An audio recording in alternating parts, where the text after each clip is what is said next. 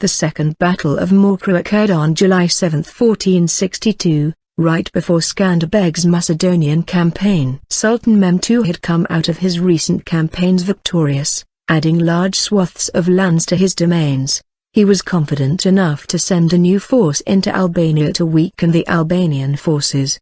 He thus sent 23,000 men under Sinan Bey to complete the job. Skanderbeg had been prepared and moved towards the Albanian frontier. The armies came near Mokra, where Skanderbeg had positioned his forces on a mountain dominating the landscape. When the Turkish force got near enough, the Albanians ambushed and the Turks routed. Skanderbeg then raided Macedonia and split up the loot with his men. From 1460 to 1462, Skanderbeg had been in Italy campaigning for Ferrante I of Naples, who had been suffering a dynastic dispute. He had been able to restore much of the kingdom back to his allies' control from the Angevin Dynasty. In the meantime, Mehmed had finally conquered the Peloponnese and Trebizond. Upon learning of Skanderbeg's presence in Italy, he sent an invasion force into Albania. Skanderbeg's wife, Donika, however, sent an urgent letter to Skanderbeg requesting for his return to Albania. Skanderbeg realized that he was needed at home, so he left Ferrante to deal with the greatly weakened Angevin forces and boarded himself and his men for Albania. Battle. The Sultan sent 23,000 cavalry under Sinan Bey to combat Albanian forces. Skanderbeg quickly gathered 5,000 men from the country to fight, along with 3,000 men that he used in Italy. With much caution,